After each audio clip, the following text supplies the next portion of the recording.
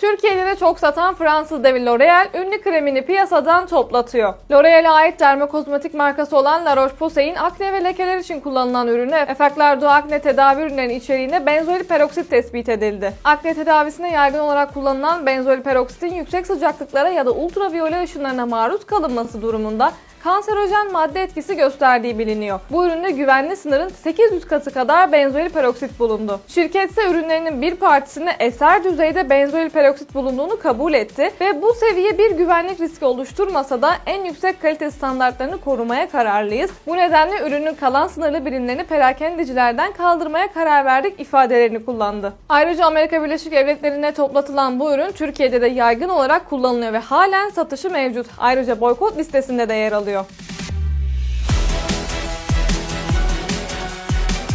Salam, bu mənim üz baxım kanalımdır. Əgər faydalı oldusa, videonu bəyənməyi, kanala abunə olmağı və dostlarınla paylaşmağı unutma.